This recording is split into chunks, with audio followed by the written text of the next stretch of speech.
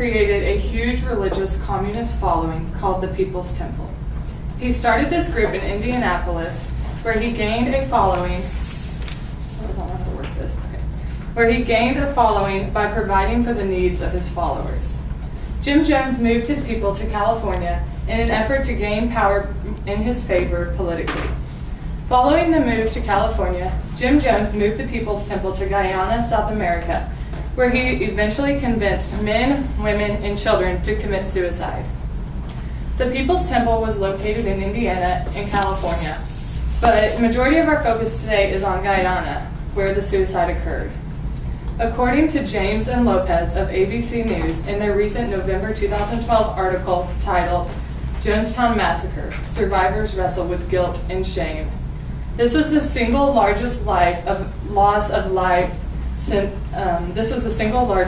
of American life until 9/11. All because they drank the Kool-Aid that was made in Jonestown in Guyana.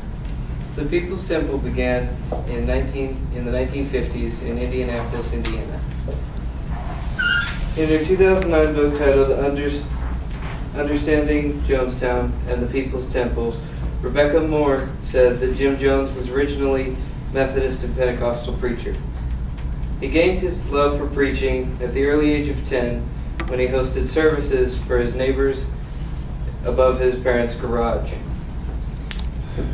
Moore also stated in her 2009 book that the ideas and beliefs of the People's Temple were based on radical Christianity with a focus on creating a society, a heaven on earth, separate from society, under the reign of Jim Jones. People were attracted to this culture because it made them feel like they were part of something. I think we all want to feel part of something bigger than ourselves. And these people gain that feeling from joining the People's Temple. Jones eventually convinced his following that to avoid an imminent nuclear holocaust that he had envisioned, to move from Indiana to San Diego, California. According to Shepner in his 1999 article in the USA Today periodical titled Jonestown Massacre, The Unrevealed Truth, he states that Jim Jones was able to convince his entire following to move to San Diego, California. And this was in a radical effort to control who was elected politically and to gain more power in his group of people by taking them far away from their home. Why did these people do it? These people did it because they were ultimately afraid for their lives. Jim Jones and his closely kept guards got anything and everything they wanted by using force. They left their people feeling completely helpless. Jones didn't just use force though. He strategically made his people feel safe under his command, so they did whatever he told them to do. And he basically brainwashed them into thinking that under his control they were the safest. Again, in his article, Jonestown Massacre, The Unrevealed Truth, Schnepper reveals that Jones made his people stuff the ballots by making them vote over and over for certain California politicians, and when a recount was asked for, they mysteriously couldn't find the ballots.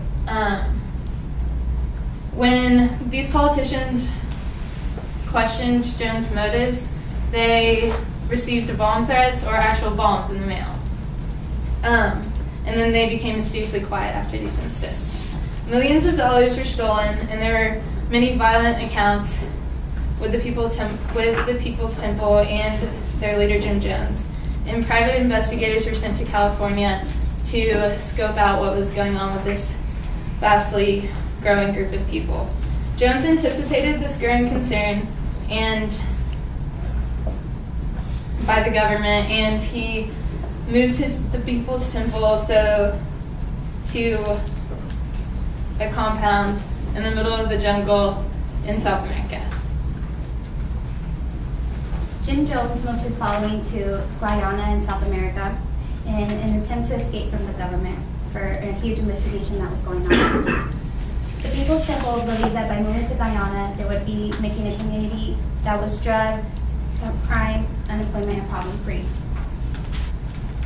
The culture in Guyana was something that living in America would not allow us to experience.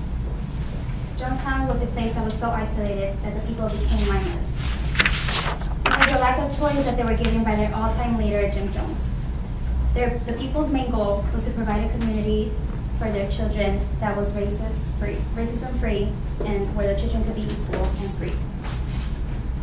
According to Moore, in the time that Jim Jones moved his people to Guyana, the population was 2/3 American or white and 1/3 African American.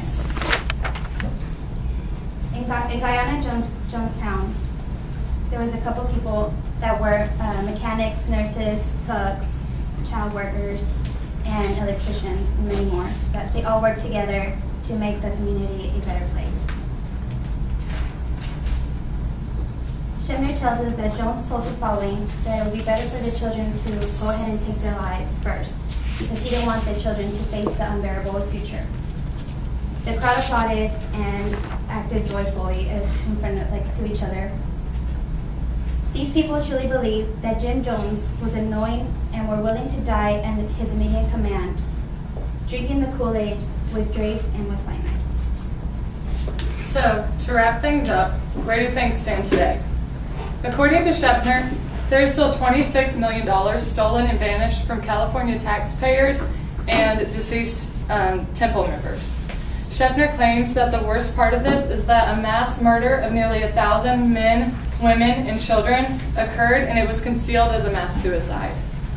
In his book, Readings About the Social Animal, published in 2004, Elliot Aronson shows us something that emphasizes just how committed these people were to Jim Jones.